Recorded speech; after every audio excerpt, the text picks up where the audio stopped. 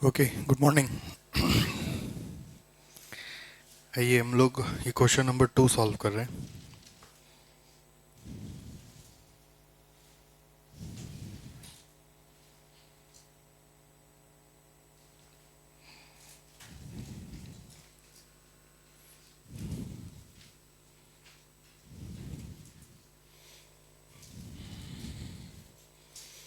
Note number 1 आ रहा है, machine hours required.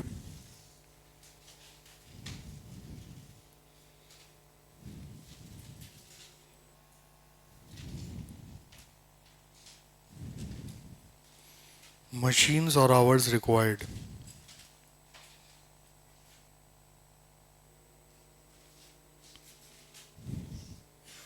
Machine number 1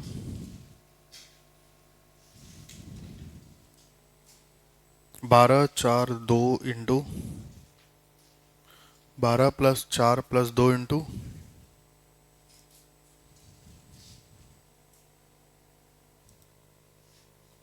200 करके कितना आ रहा है? 30, 3600। मशीन 2 में 18, 6 और 3 इंटू 200 करके 5400। मशीन 3 में 6, 2 और 1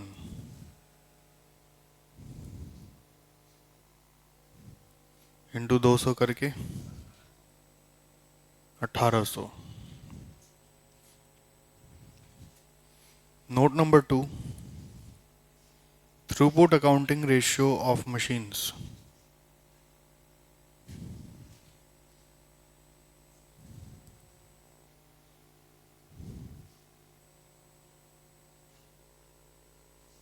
So we have machines,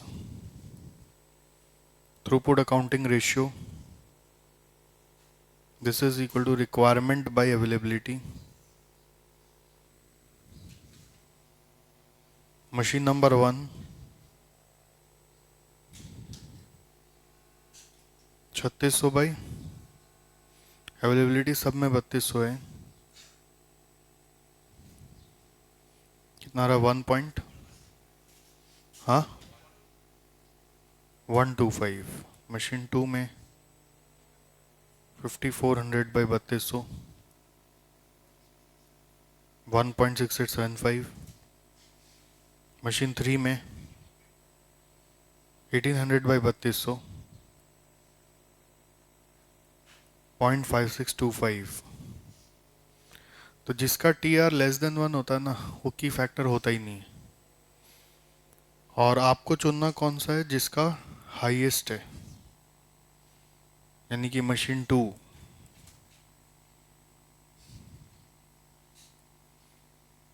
as TR of machine 2 is highest,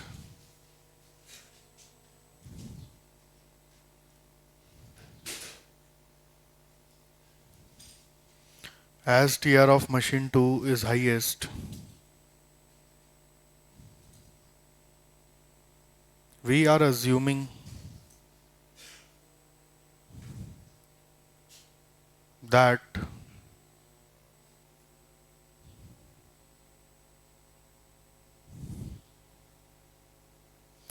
machine 2 is the only key factor.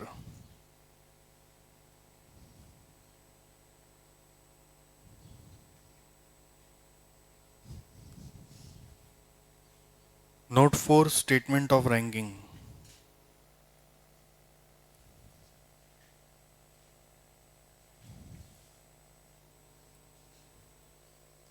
Bracket में with M2 as key factor.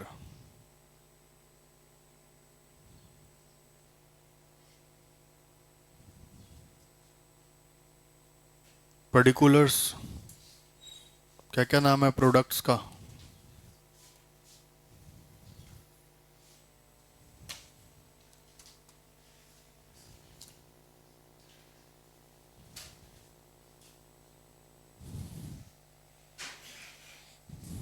A, B और सी।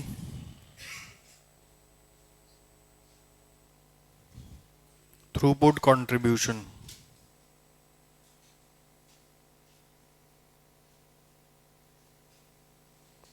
क्या है थ्रूपुट कंट्रीब्यूशन? 24, 20 और 12।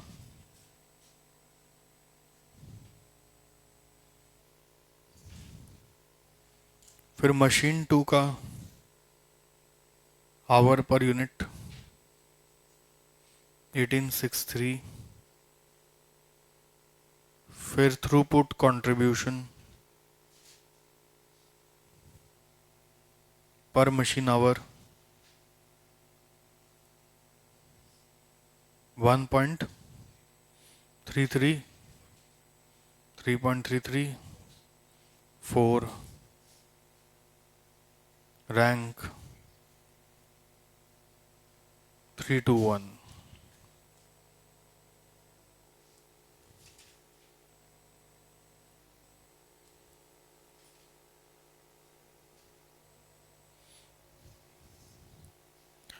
फिर आ रहा है नोट नंबर 5। नोट 5 का जरूरत नहीं है, एक्चुअली स्टेटमेंट बोल देंगे, फाइनल आंसर ही है।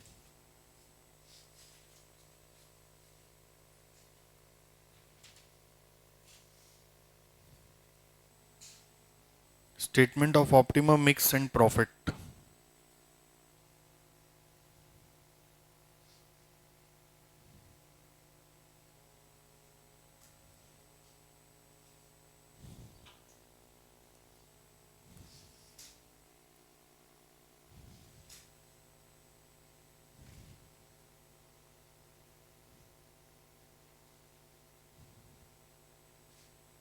प्रोडक्ट्स आवर्स अलॉटेड खाली मशीन 2 का, यूनिट्स प्रोड्यूस्ड और उसका थ्रूपुट कंट्रीब्यूशन।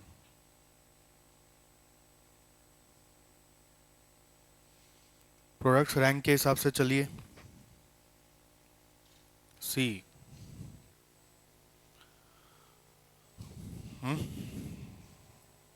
कितना यूनिट्स? 200। 200 का आवर्स 600। फिर बी का रैंक है 2। बी का रैंक है 2।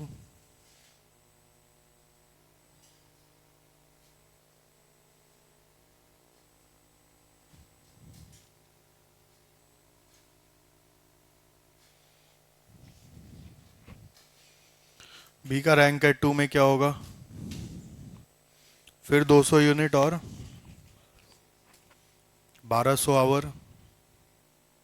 टोटल आवर कितना है अपने पास? 3200 है, जिसमें से 1200 और 600 हो गया, तो ए के लिए कितना बचा? 3200 में से 1400 बचा।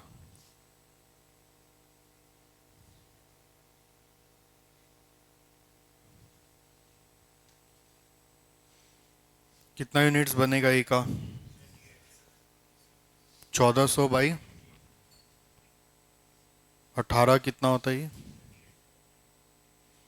77.78। Throughput contribution 200 into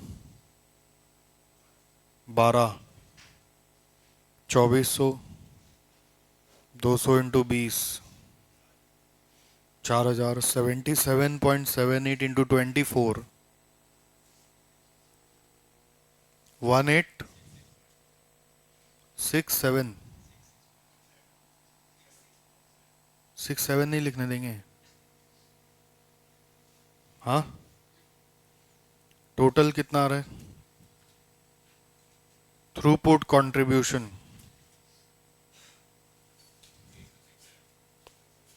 8267। अगर फिक्स एक्सपेंस होता तो माइनस करते तो प्रॉफिट आ जाता। करेंट सिनेरियो में मैक्सिमम यही आ सकता है, फिक्स कॉस्ट हमें मालूम नहीं है।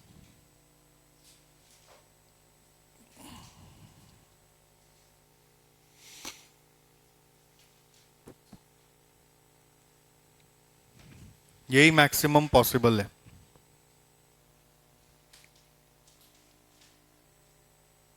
एक क्रॉस चेक जरूर आप देख सकते हैं। जैसे आपने जो यूनिट्स कंक्लूड किया ना, वो एक बार चेक करो ना, ये मशीन वन में भी बनेगा तो एक बार चेक करो, मशीन वन में भी बन जाएगा ना।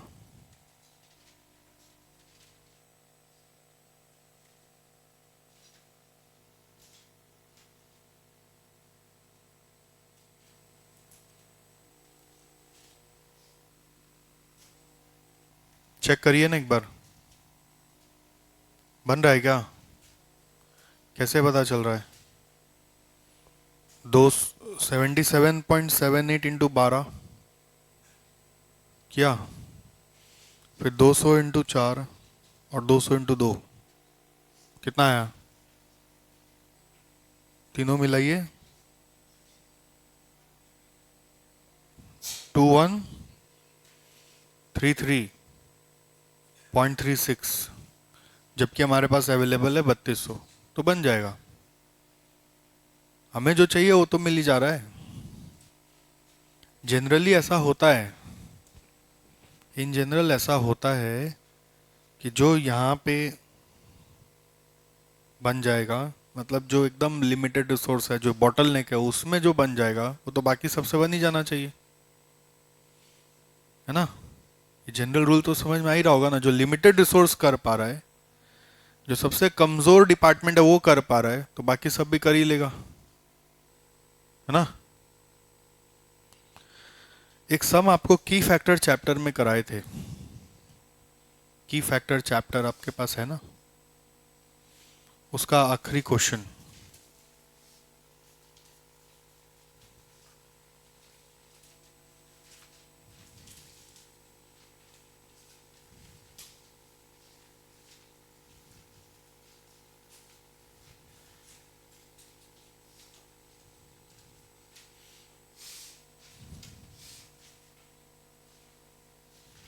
आखिरी नहीं, सेकंड लास्ट, 17 नंबर।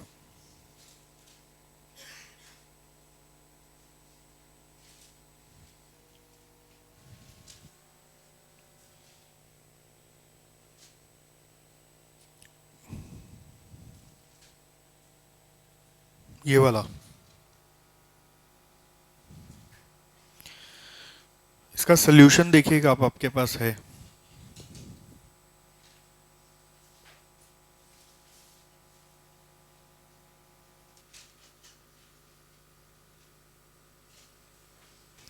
इसमें एक तो की फैक्टर है आपका आवर्स,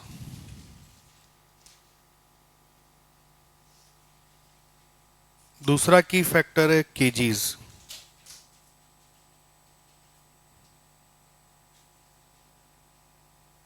है ना?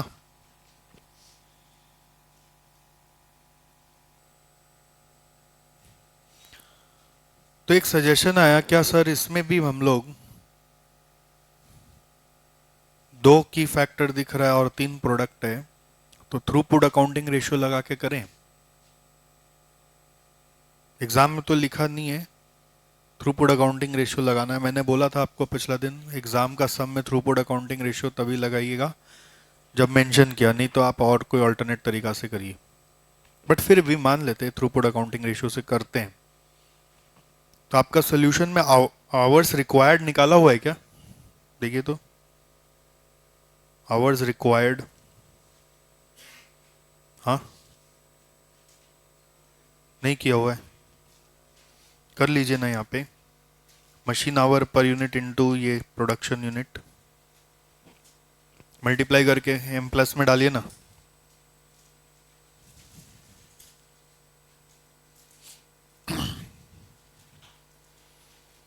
टोटल आवर्स रिक्वायर्ड कितना आ रहा है? हाँ, 15,000। और ऐसे ही total quantity of material required कितना होगा? 20 इंटू 1500, ये मल्टीप्लाई करिए।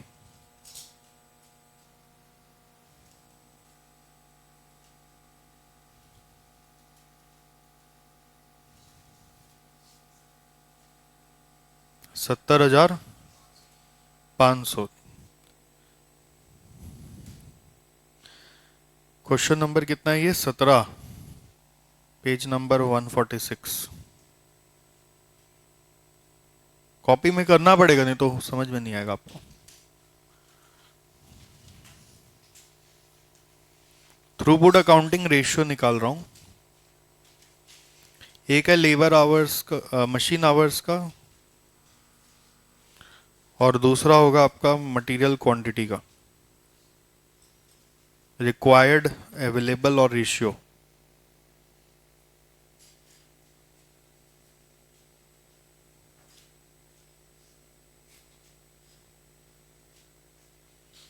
रिक्वायर्ड आपने बताया मेरे को कितना है? 15। अवेलेबल कितना है?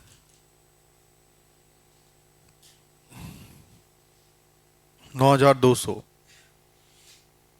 है ना। और मटेरियल का रिक्वायर्ड है, हाँ, 70,500।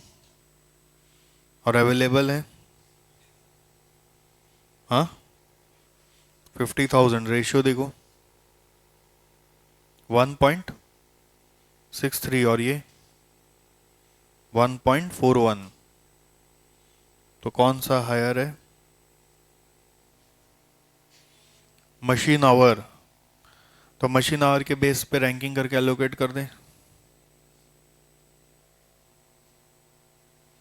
Note number 2, ranking of products with machine hour as key factor, as the only key factor.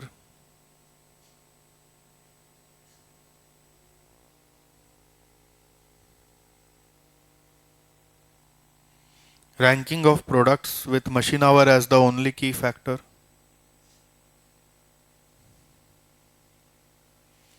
Products, hours allotted, units produced. Product में क्या लिख रहे हैं, सॉरी, ऑप्टिमम मिक्स में चले गए। पर्टिकुलर्स, क्या क्या नाम है प्रोडक्ट का? PQR।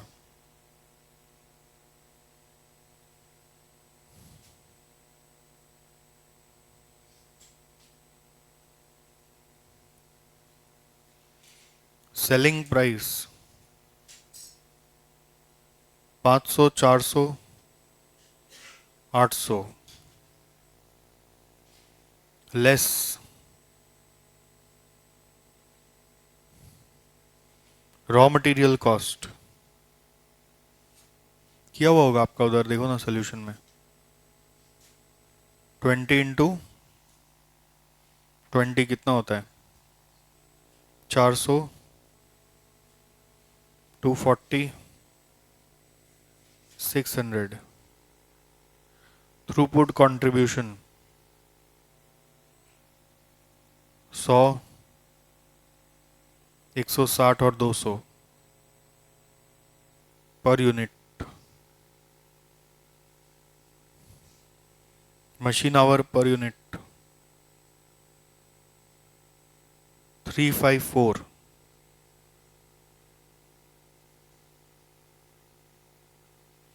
थ्रूपुट कंट्रीब्यूशन पर मशीन आवर 33.33, 32, 50। रैंक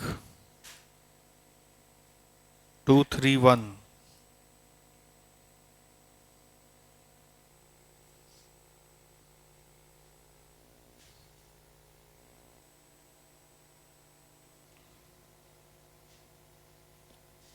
हो गया ये। Statement of optimum mix.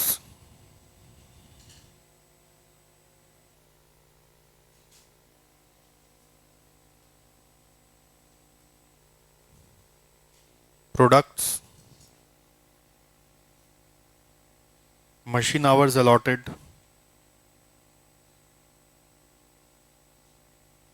quantity produced,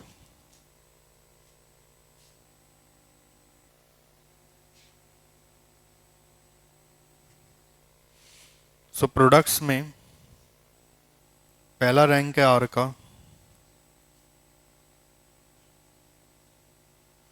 quantity produce कितना होगा उसका 750 आवर्स अलॉटेड 3000।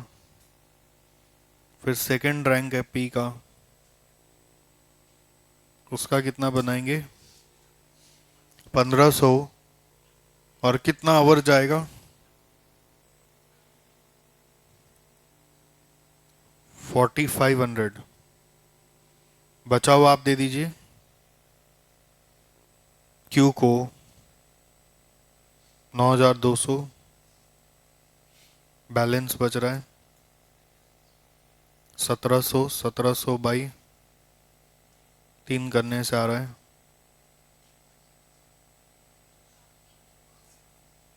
क्यू है, सॉरी बाई 5 है 340।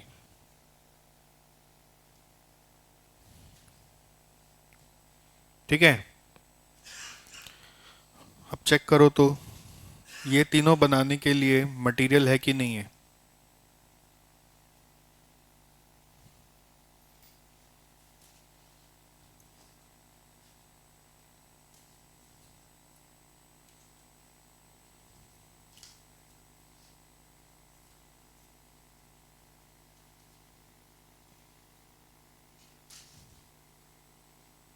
कितना लग रहा है मटेरियल? हाँ, जैसे 750 इंटू 30, 1500 इंटू 20, 340 इंटू 12, कितना आ रहा है 56,580 आ रहा है। और आपके पास है कितना 50,000। गजब हुआ ये तो। समझा पाया मैं क्यों ये सम सॉल्व कर रहा था? हाँ, material required for this is 56,580। तो आप जो अभी तक सीख रहे थे कि जो चीज बॉटलनेक कर सकता है वो तो दूसरा रिसोर्स भी कर सकता है। अभी यही बात बोला था ना पिछला सम में, पर वो बात तो यहाँ लागू नहीं हुआ। हालांकि ये सम टीओसी से करना नहीं था, मैं तो ऐसे ही दिखाया करके कि अगर मैं टीओसी वाला मेथड से सम कर रहा होता तो एक जगह यहाँ पे आके फंस गया कि जो अपना हाईएस्ट टीआर है वो एमएचआर का है, तो हम यही सोचे थे कि जो ये कर लेगा बाकी सब भी कर लेगा। बट इससे जो ऑप्टिमम मिक्स आ रहा है, ये ऑप्टिमम मिक्स आपने जो सजाया उसके लिए जो मटेरियल चाहिए वो मैच नहीं खा रहा है। मेरा बात समझ में आ रहा है आपको?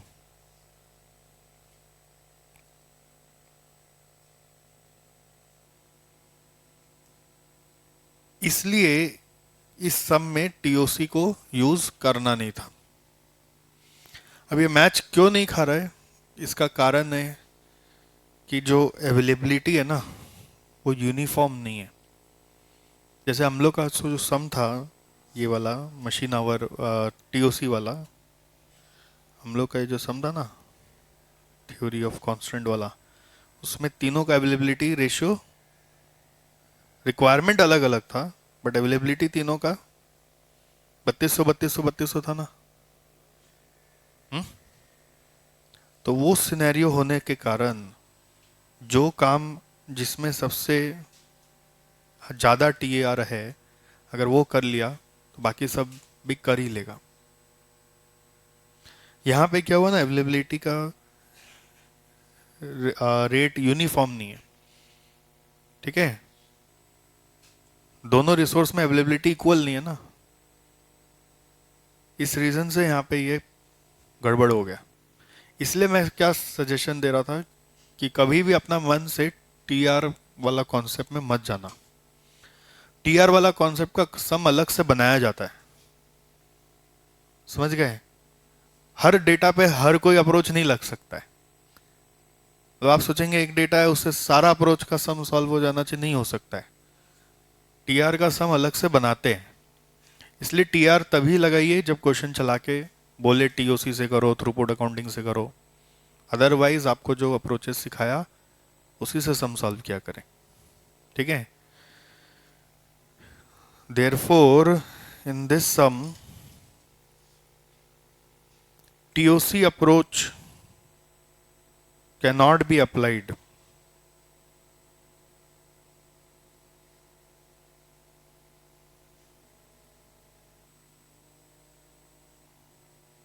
In this sum, TOC approach cannot be applied. हो गया? आप ये रेफरेंस वहां पे भी लिखा ही ना उस क्वेश्चन में। ऑल्सो रेफर TOC चैप्टर, अपना कॉपी का पेज नंबर वहां पे लिख दीजिए।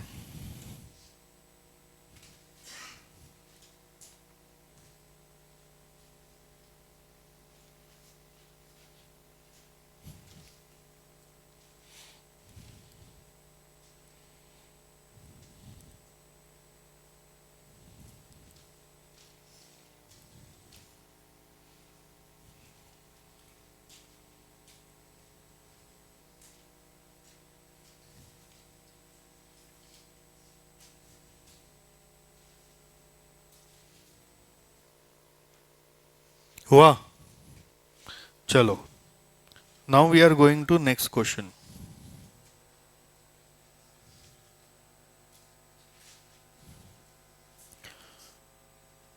तो इसका एक और लाइन आप ये भी लिख सकते हो कंक्लूड करने के लिए, use TOC only if it is given in question.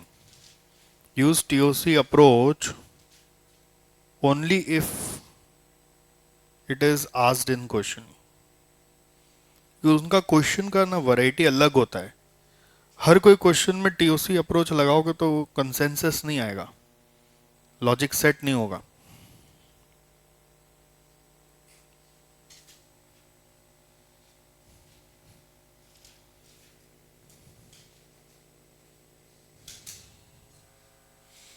Three हो गया था हमारा, 4 करिए 4।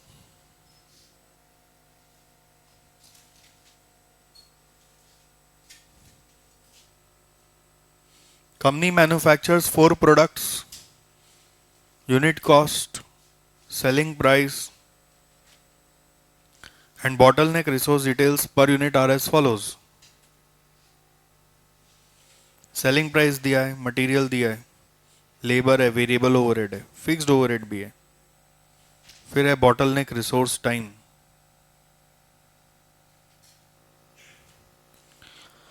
Assuming the labor is a unit variable cost। अरे ये क्या लिख दिया? ये लिखना मतलब टीओसी फॉलो करने मना कर रहा है। टीओसी में वेरिएबल कॉस्ट मतलब एक ही कॉस्ट है, कौन सा? मटेरियल। ये लाइन लिखा मतलब ये टीओसी का सम नहीं है, ठीक है? टीओसी चैप्टर में दिया है बट ये टीओसी का पार्ट नहीं है, नॉर्मल सम है। If the products are ranked according to their contribution which is the most profitable product. अब ये लाइन लिखने से आपको बहुत सिंपल लग रहा होगा, सम करना क्या है, आप क्या करोगे? कंट्रीब्यूशन कौन सा निकालोगे? पर यूनिट कभी नहीं निकालोगे, पर बॉटलनेक रिसोर्स टाइम ही निकालोगे। क्यों? सर लिखा तो नहीं है कि कंट्रीब्यूशन पर बॉटलनेक रिसोर्स निकालना है, तो ये भी तो नहीं लिखा है कि पर यूनिट निकालना है। जब जब बॉटलनेक दिया हुआ है तो रैंकिंग के लिए contribution per unit of bottleneck ही होगा। सर अभी तो आप बोले थ्योरी ऑफ कांस्टेंट नहीं लगाना है, तो बॉटलनेक क्यों देख रहे हैं? अरे बॉटलनेक क्या मैं पहली बार इसी चैप्टर में पढ़ा है क्या आपको? तो शुरू से ही चलता आ रहा है। बॉटलनेक का दूसरा नाम क्या है? की फैक्टर। तो की फैक्टर मौजूद है तो रैंकिंग तो कंट्रीब्यूशन पर यूनिट ऑफ की फैक्टर से ही होगा। वर्ड बॉटलनेक से नहीं समझो कि थ्योरी ऑफ कांस्टेंट लगाने बोल रहा है। थ्योरी ऑफ कांस्टेंट तब लगाओगे जब क्वेश्चन में चला के नीचे में लिखेगा यूज टीओसी। वर्ड बॉटलनेक का दूसरा मतलब है की फैक्टर। ये सब इसलिए कराता हूं बस, एग्जाम में इतना दिमाग नहीं चलेगा, आप कंट्रीब्यूशन पर यूनिट पे रैंकिंग कराएंगे। ठीक है, चलिए फटाफट कर दीजिए, एकदम फटाफट। स्टेटमेंट शोइंग रैंकिंग, ये सब जो बताया ना, थोड़ा बहुत हिंदी विंदी में लिख लिया करेगी, यही सब मिस्टेक करोगे आप एग्जाम हॉल में। बॉटल नेक बोलने से टीओसी नहीं हुआ, बॉटल नेक एक जनरल टर्म है। टीओसी का सम टीओसी जैसे तब होगा जब चला के क्वेश्चन बोलेगा टीओसी यूज करने। बॉटल नेक वर्ड का इम्प्लीकेशन ये नहीं हुआ कि आपको टीओसी का मेथड यूज करना है। बॉटल नेक का सिंपल मीनिंग है की factor. Simple meaning of bottle neck is की factor.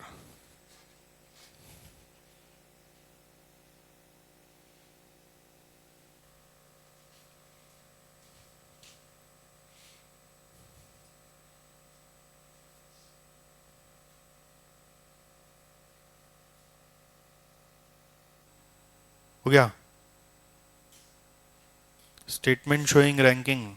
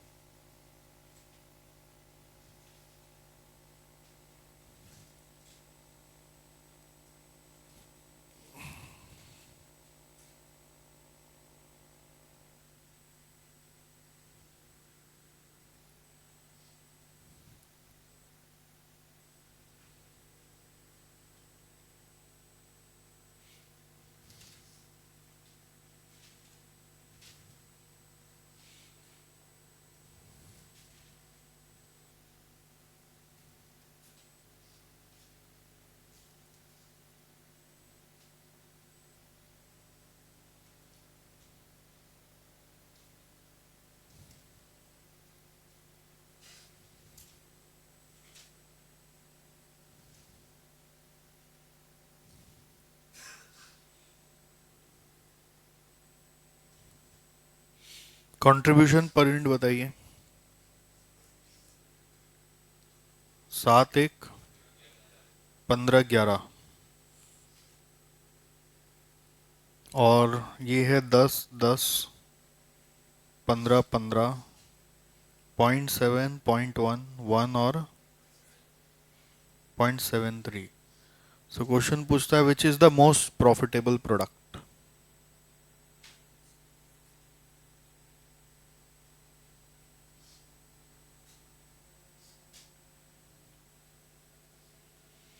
Therefore, the most profitable product is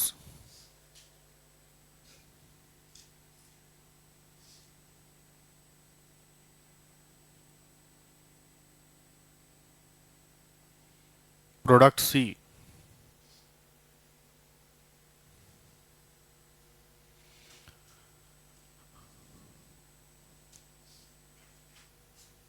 Therefore, the most profitable product is product C.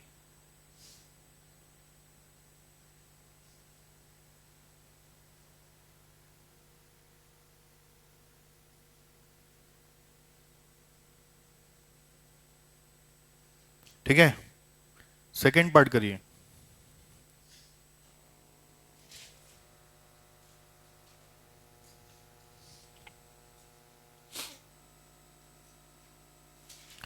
Break even point निकालना याद है क्या?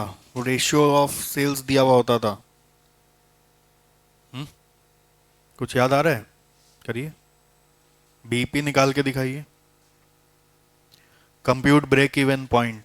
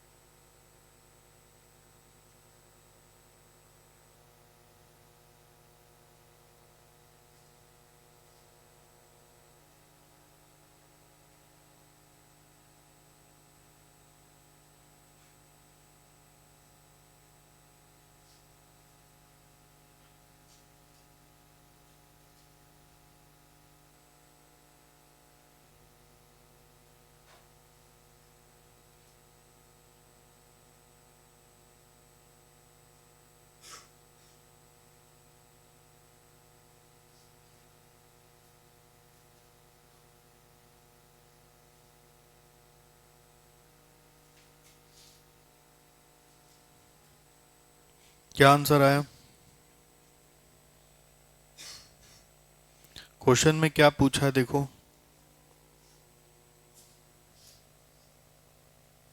क्वेश्चन में पूछा क्या है?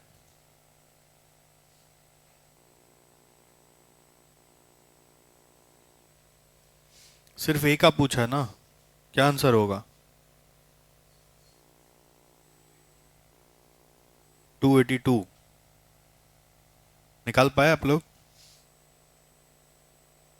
ब्रेक इवन पॉइंट कैसे निकालेंगे हम? 4 प्रोडक्ट है हमारे पास।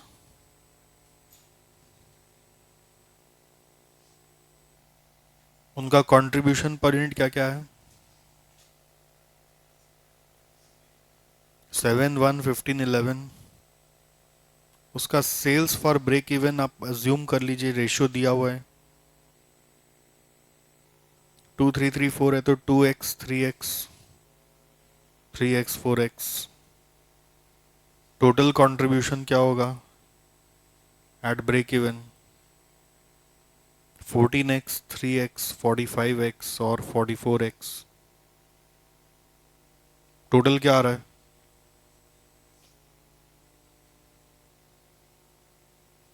106x। According to condition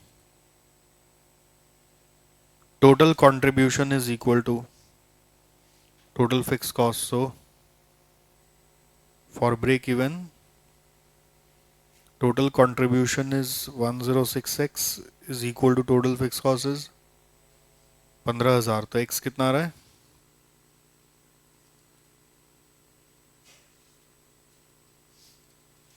141.51।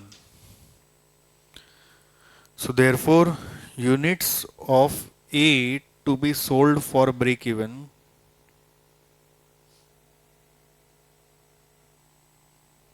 इसका आंसर है 2x, यानी 2 into 141.51। This is coming 283 units. Okay. और भी डिफरेंट तरीका हो सकता था, एवरेज निकाल सकते थे, एवरेज कंट्रीब्यूशन पर यूनिट, और fix cost by average contribution per unit करते तो आप ओवरऑल ब्रेक इवन सेल्स निकाल लेते, उसको फिर 2334 का रेशियो में ब्रेक करते। पार्ट सी में क्या बोला, पढ़ो। पार्ट सी में क्या बोला? हम्म।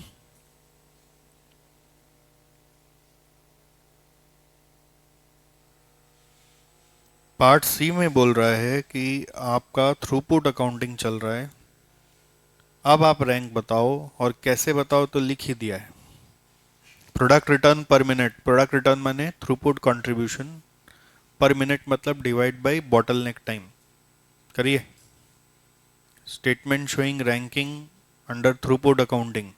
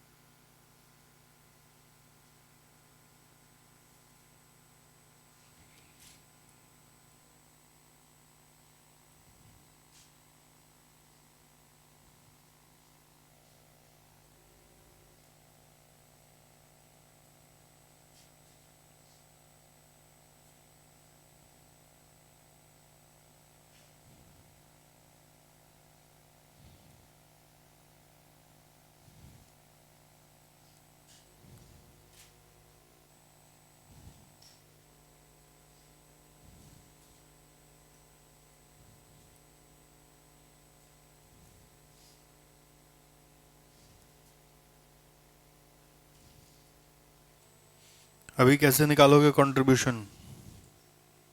सिर्फ मटेरियल माइनस करके थ्रूपुट कंट्रीब्यूशन आएगा।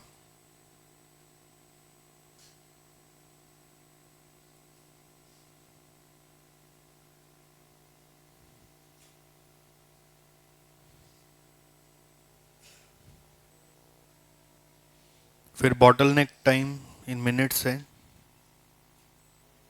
तो थ्रूपुट कंट्रीब्यूशन पर मिनट।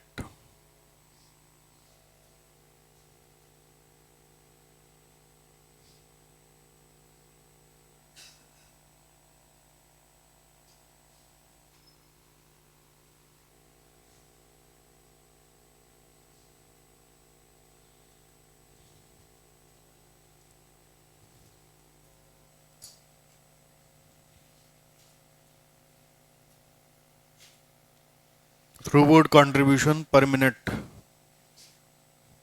जिसको आप बोल देंगे प्रोडक्ट रिटर्न पर मिनट।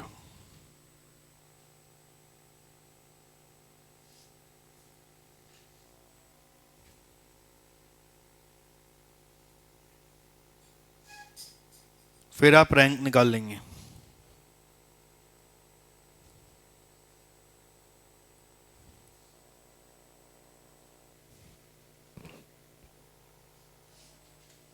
बोलिए थ्रूपुट कंट्रीब्यूशन पर मिनट कितना आ रहा है? हाँ, 3.4, 3.6, 3.4, 3.33, तो रैंक 1 इसका है। 2-3 में टाई अप है, तो किसी को भी 2-3 कर सकते हैं आप, 3-2 भी कर सकते हैं ना, ऐसा भी लिख सकते हैं, 1-3-2-4। पूछा जो है वो तो इसी से ही काम हो जाएगा। Therefore, the highest rank product is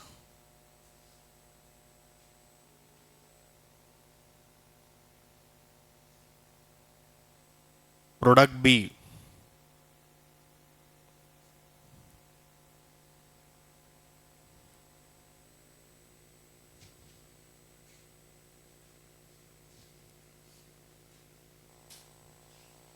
The highest rank product is product B. हो गया। चलिए क्वेश्चन 5 में ही है।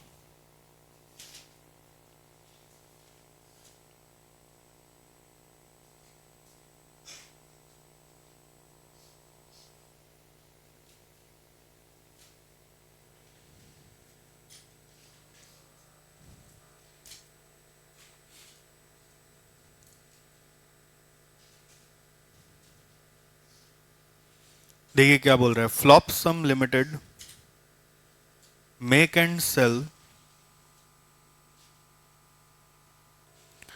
two products A and B each, of which passes through same automated production operations.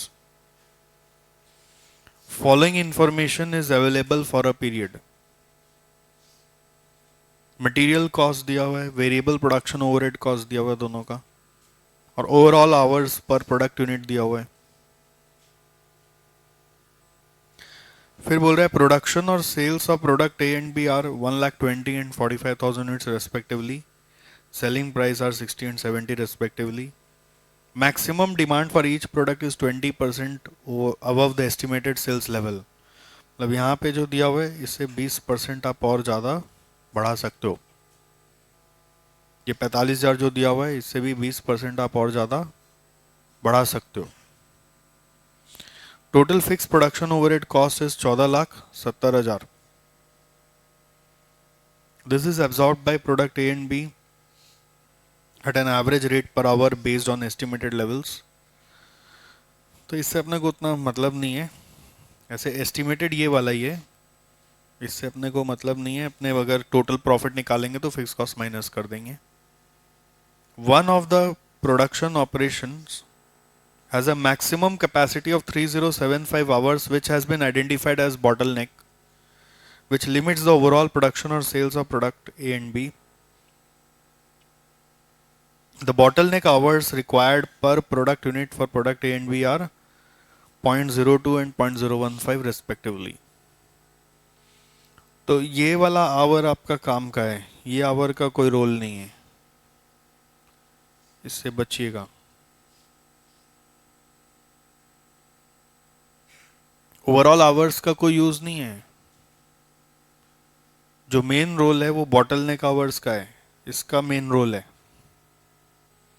तो क्वेश्चन में कितना प्रोडक्ट है? 2। कितना बॉटलनेक है? 1। उसका अवेलेबिलिटी कितना है? 3075। और आपको सेलिंग प्राइस दिया है, मटेरियल कॉस्ट दिया है, वेरिएबल ओवरहेड कॉस्ट दिया है। ठीक है। मैक्सिमम डिमांड ए का कितना है? 1,20 नहीं है, 1,20 का 20% और बढ़ाया जा सकता है, 144, और बी का 54। ठीक है। सो रिक्वायर्ड में पहला सवाल है, calculate the mix of A and B which will maximise the net profit and value of such net profit.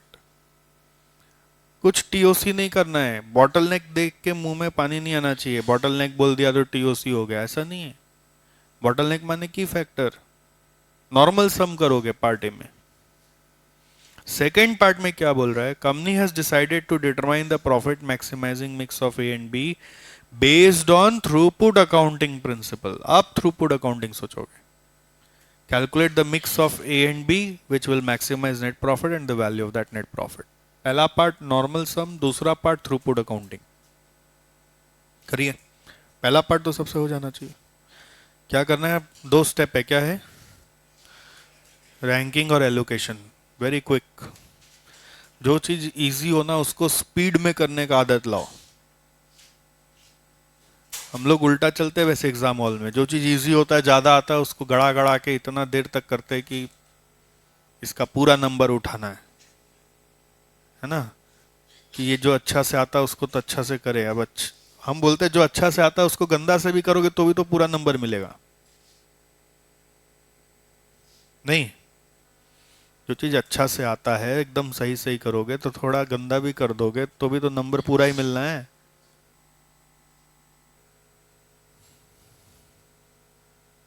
Speed बनाइए, स्पीड बनाइए हाथ में।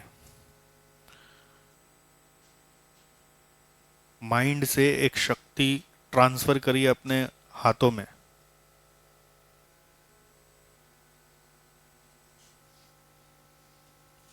इमेजिन करिए व्हाइट कलर का एक बहुत बड़ा रोशनी का गोला आपके दिमाग से निकलते हुए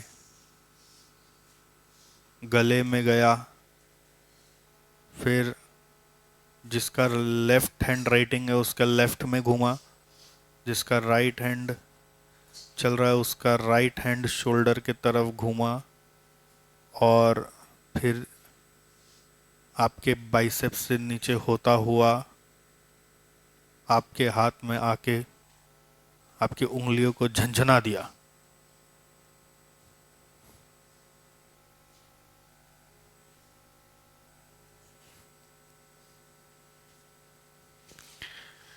कभी कभी सोचते हैं कि ये सब पढ़ाना वढ़ाना जब खत्म हो जाएगा तब करेंगे क्या उसके बाद।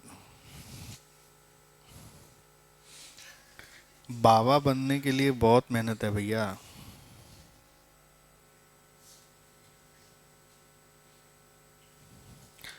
बाबा बनेंगे तो आप सबको चिल्ला बना ही लेंगे, गारंटी। लाखों करोड़ों का टर्नओवर होगा। हाँ। हाँ, आप लोग को भी बांटेंगे 100-100 करोड़ रुपया, उसमें क्या है। कॉरपोरेट में उतना कमाई नहीं है भैया।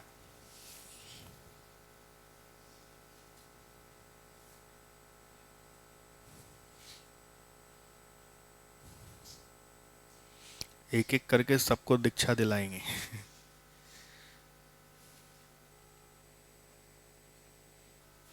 एक बड़ा शहर बनाएंगे जहाँ पे हम लोग सब रहेंगे।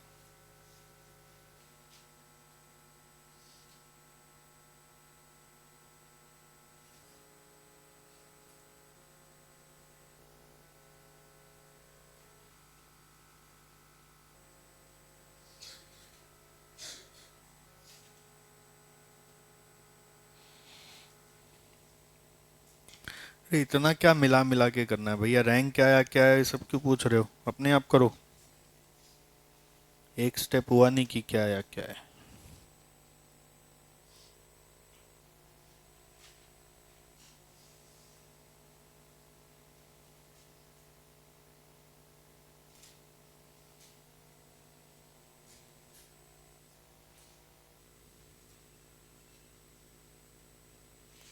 ये तुम काटाकुटी क्यों करते रहे इतना?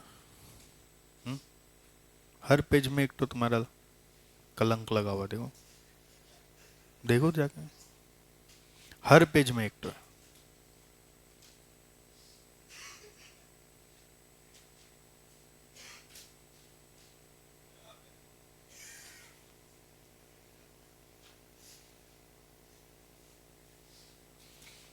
थोड़ा कॉन्शियस होइए, माइंड को बोलिए बार बार काटाकुटी मत कर भाई। थोड़ा ध्यान दो और स्क्रैच करो ऐसे हल्का सा, बस ऐसे पूरा झिक झिक करके तुम।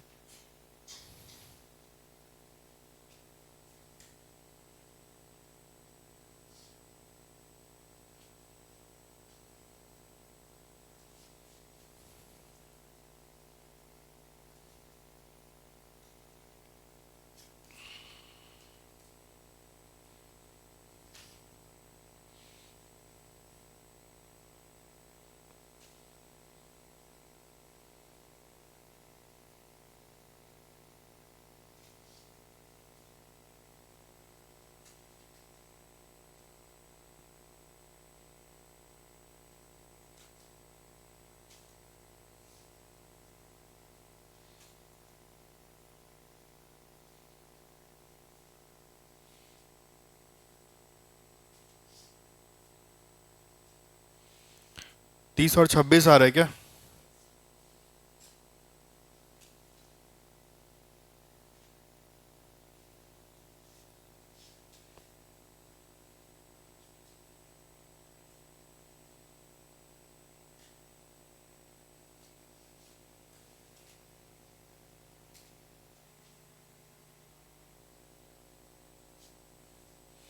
पंद्रह सौ और 1733.33। टू और one.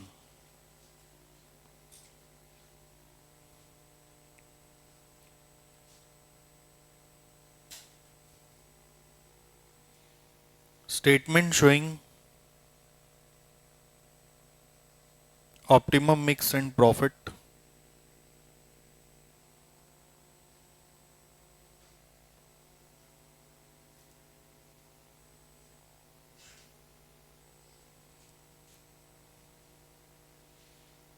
Products, hours allotted,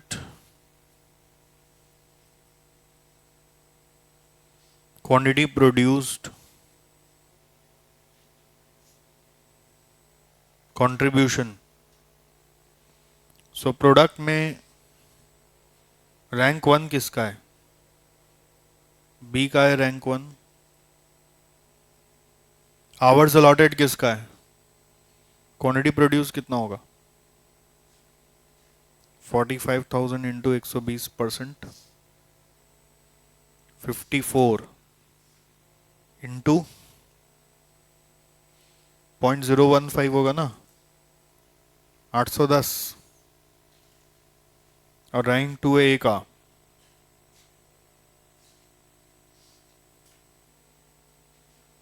3075 minus 810,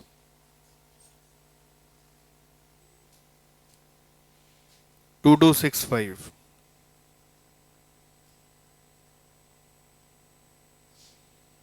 So 2265 divided by 0.02,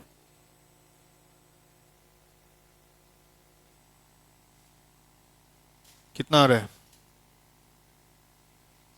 1,13,250। Contribution क्या होगा? 54,000 into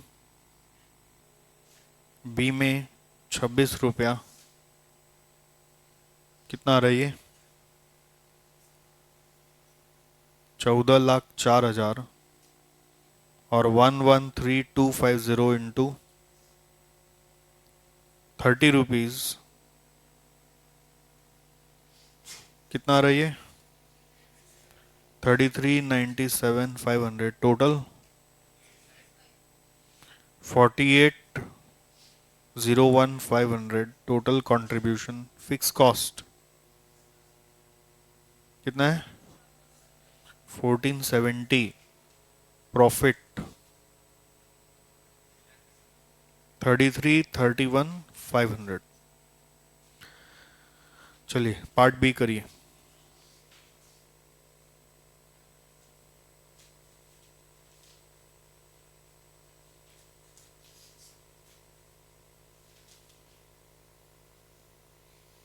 ranking under throughput accounting.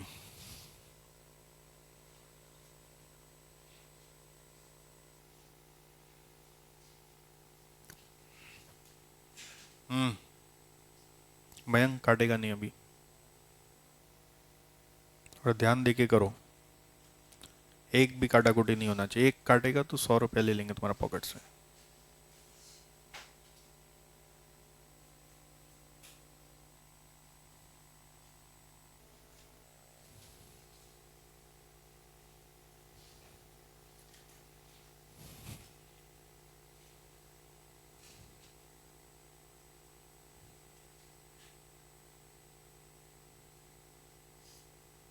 ये ले कर दिया। तो 4 प्रोडक्ट का है यहाँ।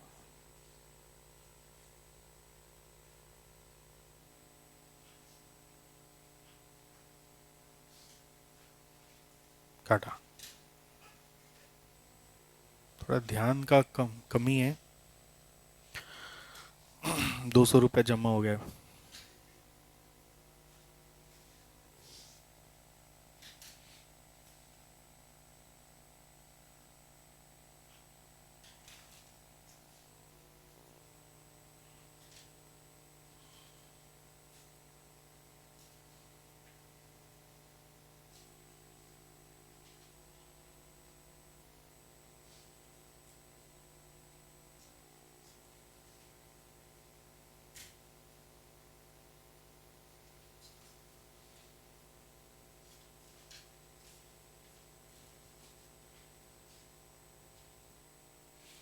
पूरा पूरा पूरा करना है, पूरा।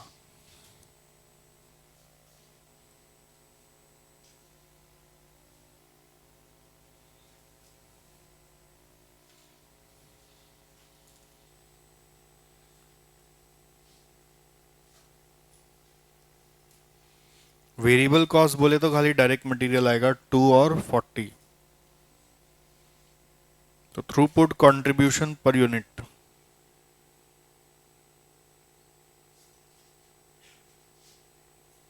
58 और 30,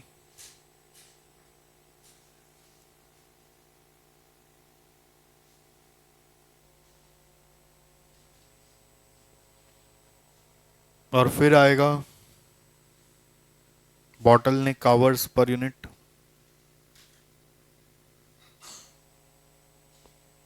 0.02 और 0.015,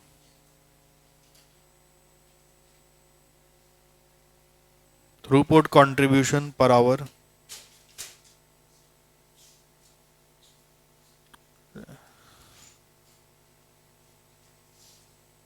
2900 और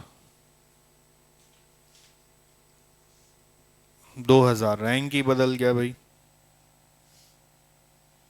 1 और 2।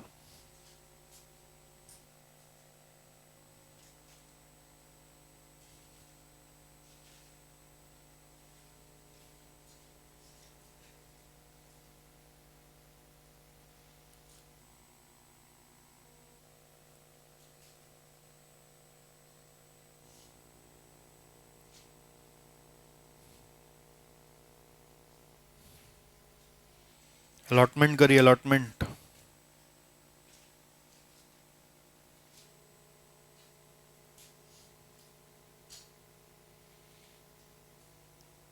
थ्रूपुट कंट्रीब्यूशन तक निकाल के रुक जाइएगा, इसमें प्रॉफिट मत निकालने जाइएगा, मिस्टेक होगा आपसे। Statement showing optimum mix and profit.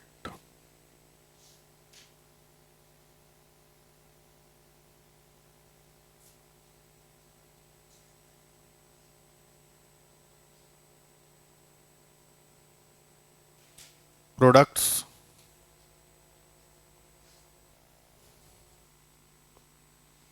hours allotted, units produced, throughput contribution।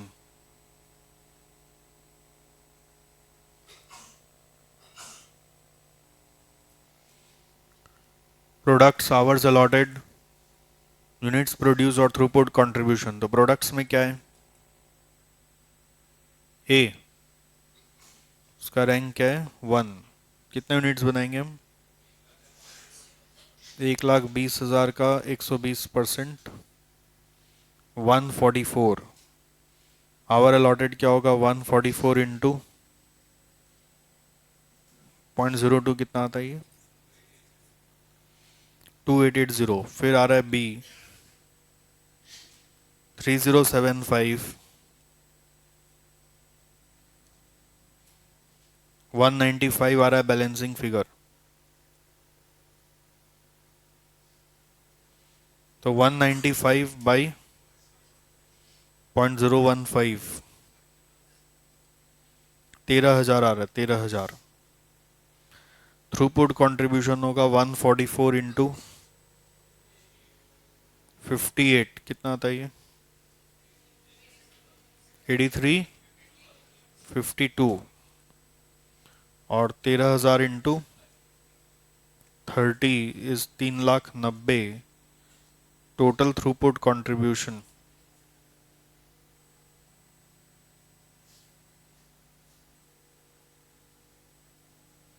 87,42,000।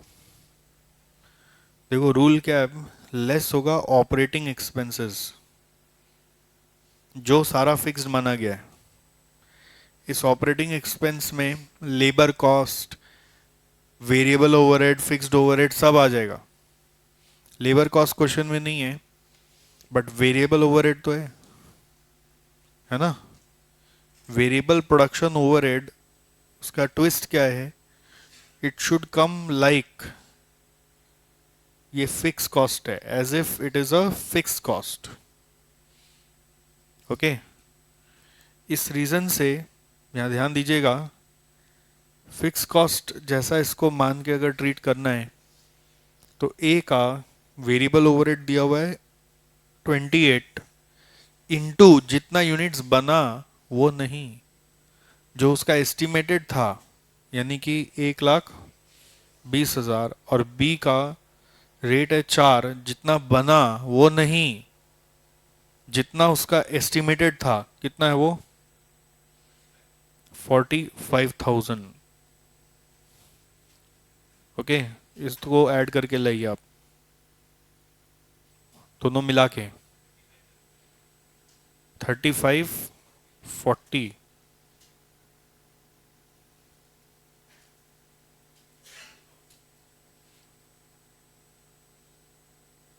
कुछ गड़बड़ है क्या? 1,20,000 होगा ये। 28 इंटू 1,20,000 और 4 इंटू 45,000, 35 40। और फिर आइए फिक्स्ड ओवरहेड्स भी लीजिए। फिक्स्ड ओवरहेड आपका 14,70,000, ये माइनस करके आएगा प्रॉफिट 37,32।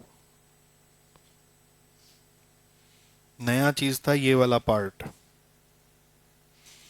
कि वेरिएबल ओवरहेड को आप जितना यूनिट्स बना है उस पे नहीं लिया, ऑन एस्टिमेटेड यूनिट्स पे लिया आपने, नॉट ऑन एक्चुअल यूनिट्स। इसी चीज के लिए सम हो रहा था बस। पार्ट ए के लिए कोई सम करने का मेरे को जरूरत नहीं था। ये पार्ट बी का बाकी सब अगर थ्रूपुट कंट्रीब्यूशन जैसा आना है वैसा ही आना था तो सम करने का जरूरत नहीं था। मेन ये सम करने का जरूरत इसीलिए था कि ये वेरिएबल ओवरहेड आपको दिखाए। ऐसे ही अगर लेबर कॉस्ट होता तो वो भी इसी तरह से आता, एक्चुअल यूनिट्स पे नहीं आता। अच्छा, प्रॉफिट बढ़ा है क्या पिछले के मुकाबले? अच्छा, इसका मतलब ये नहीं समझना हमेशा कि थ्रूपुट कंट्रीब्यूशन का मेथड से जाओगे तो हमेशा प्रॉफिट बढ़ेगा। Don't take it as a general rule. समझ गए? ये सम का कॉस्ट स्ट्रक्चर ऐसा डाला गया कि थ्रूपुट में ज्यादा प्रॉफिट आया। बट आप रूल नहीं बना लीजिएगा कि एक ही सम को अगर हम नॉर्मल से करेंगे और थ्रूपुट से करेंगे तो थ्रूपुट में हमेशा ज्यादा प्रॉफिट आएगा। कहीं लिख के रख लीजिए सब हिंदी में, क्योंकि यही तो ट्रिक है असली। अप्रोच तो सब याद रहता है एग्जाम में, ये सब जो भूल जाते हैं उसी के कारण एग्जाम में मिस्टेक होता है। आपको याद रहता है कि एक सम कराया था सर ने जिसमें थ्रूपुट में ज्यादा प्रॉफिट आ गया था, बट हमेशा ऐसा होगा कोई जरूरी नहीं है। वो इस सम में ऐसा हुआ बिकॉज इसका कॉस्ट स्ट्रक्चर ऐसा था। बड़ा अजीब कॉस्ट स्ट्रक्चर था। आप क्वेश्चन में देखिए ना, कॉस्ट स्ट्रक्चर देखिए कितना अजीब है। हाँ, मटेरियल मात्र 2 रुपया और कॉरेस्पॉन्डिंग बी में सीधा 40। ये 28 है यहाँ पे इतना ज्यादा, तो वहां पे इतना कम 4। क्वेश्चन ऐसा बनाया कि पार्ट ए में कम दिखेगा, पार्ट बी में ज्यादा दिखेगा। ठीक है?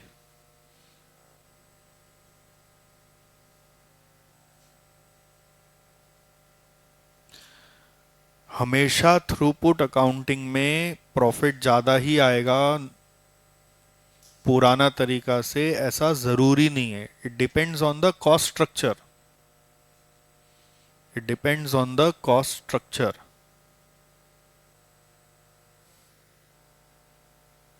ठीक है?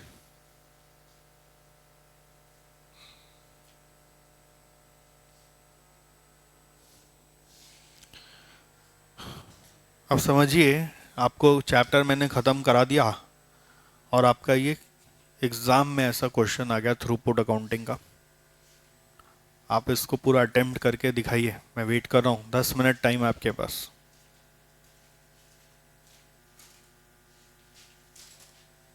खाली अंडरस्टैंडिंग पे क्वेश्चन है, मतलब इसमें ज्यादा कैलकुलेशन नहीं है। अंडरस्टैंडिंग अच्छा है तो समझ में आ जाएगा आपको।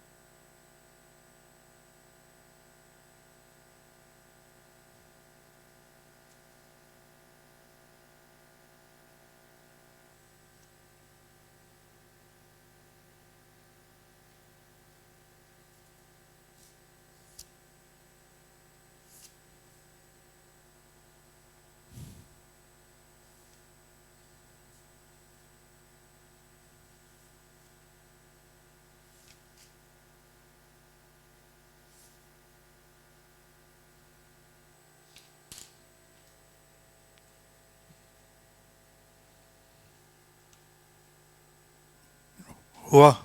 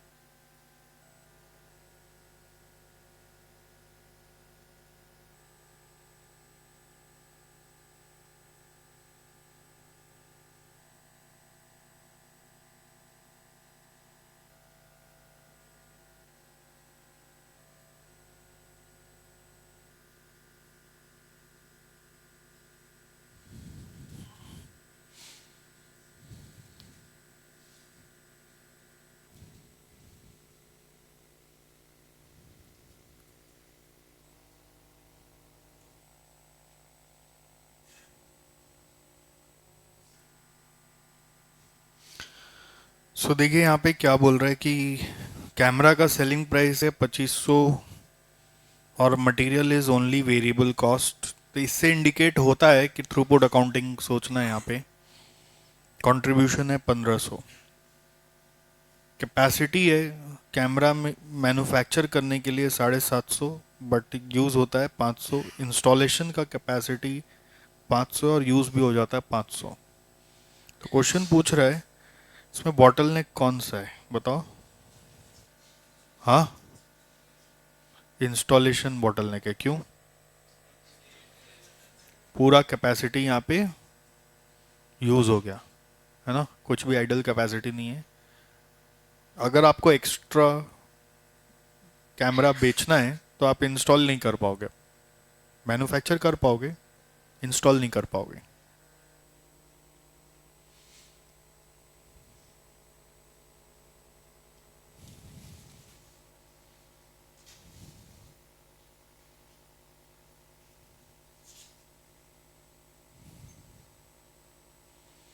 Part one,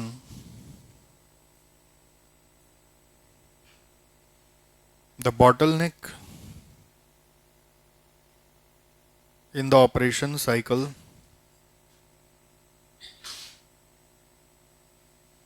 is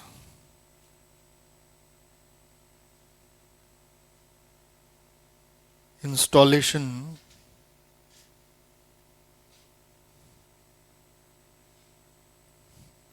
next line. This is because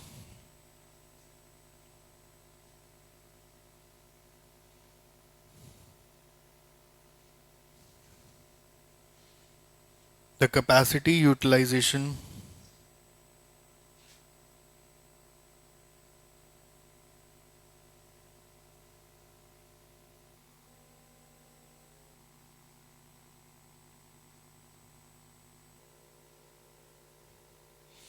in installation is full, whereas there is still a spare capacity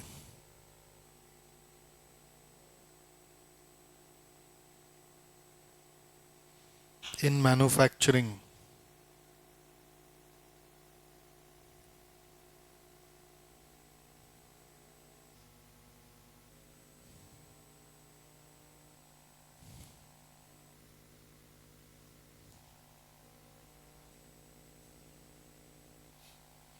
part 2 में आ जाइए.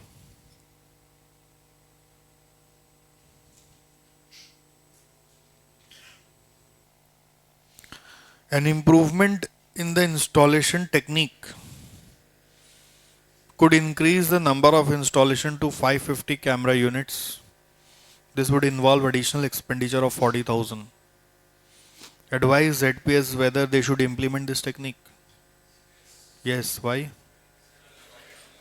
35,000 एक्स्ट्रा बचेगा. ओके, सो लिखो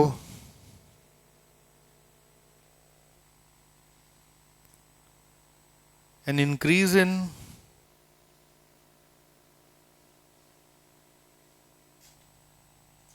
the number of installations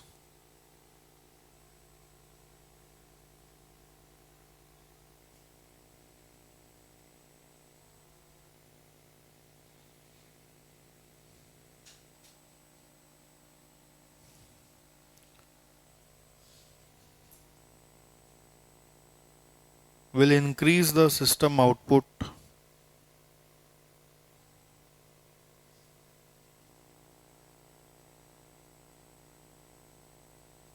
full stop.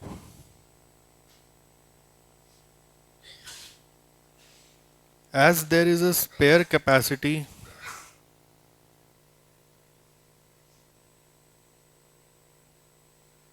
in manufacturing,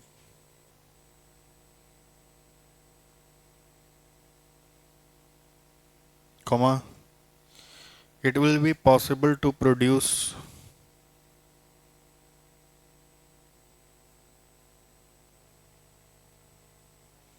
550 units from it.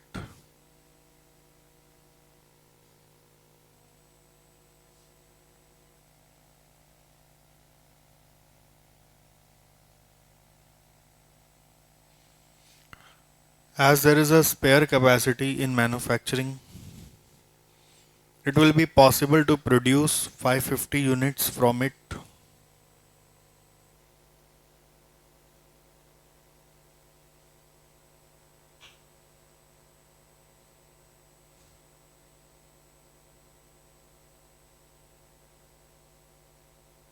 Full stop. The net benefit due to improvement in installation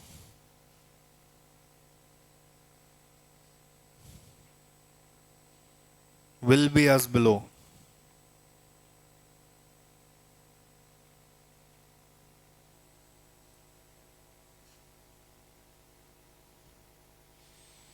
Statement showing net benefit.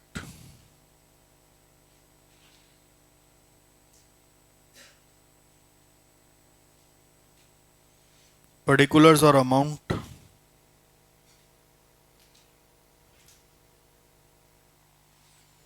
Selling price per unit.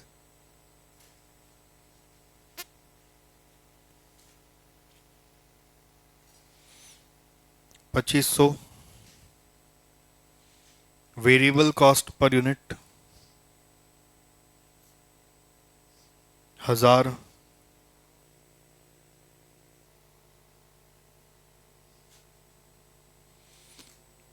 Contribution per unit is 1,500.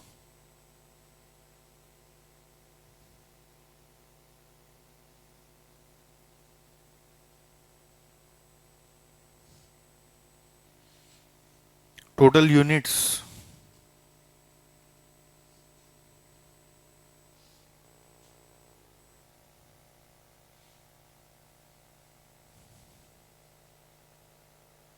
produced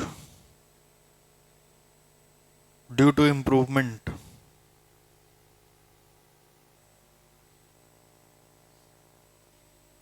above present unit, which is 50.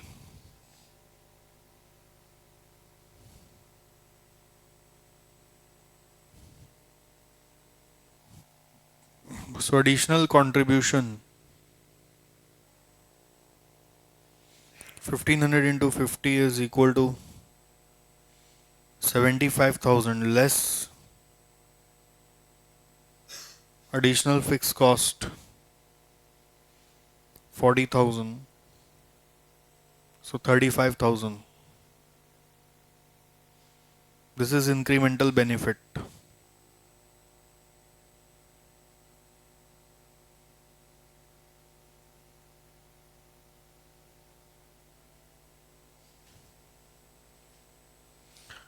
So this is incremental benefit.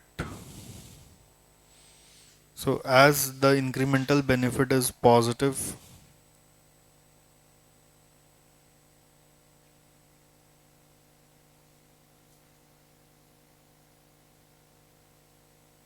the technique should be implemented. The technique should be implemented.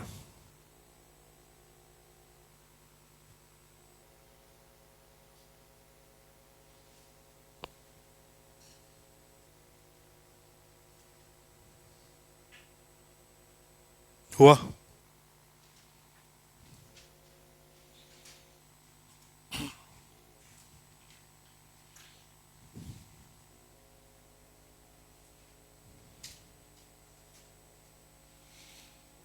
Next we have part 3.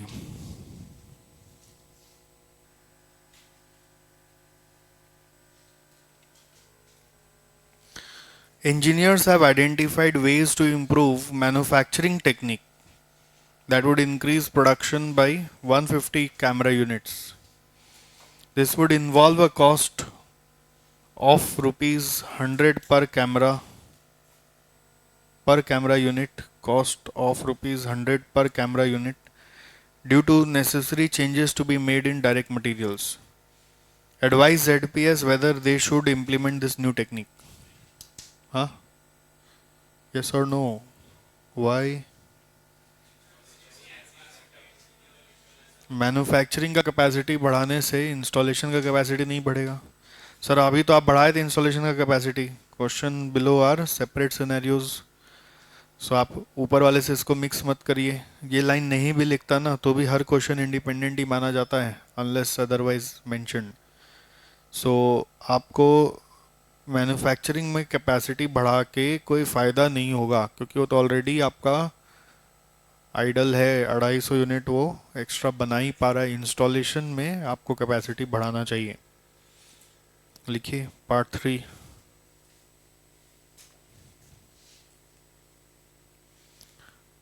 The bottleneck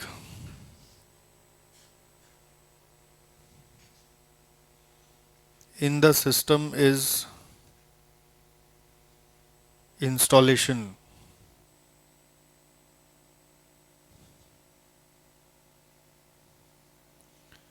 There is already a surplus capacity of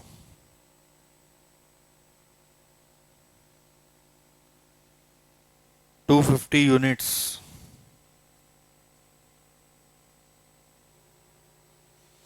There is already a surplus capacity of 250 units.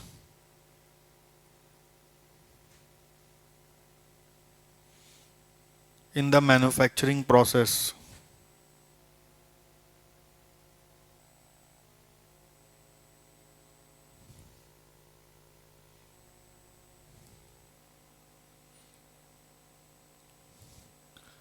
A technique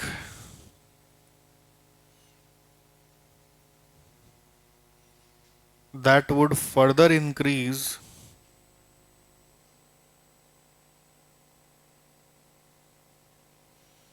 the capacity of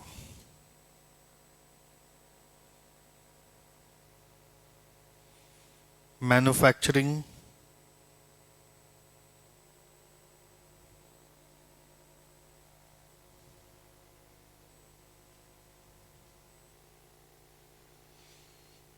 A technique that would further increase the capacity of manufacturing by 150 units will not increase the contribution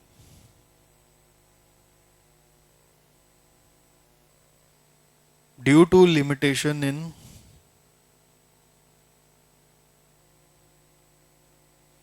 installation.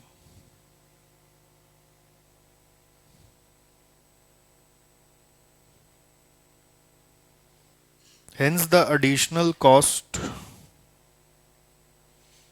of rupees 100 per camera unit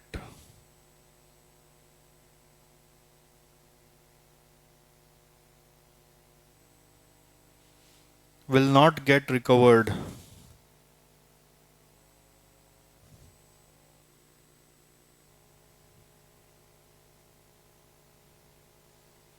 Therefore,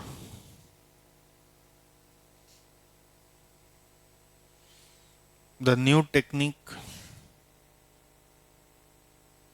should not be implemented.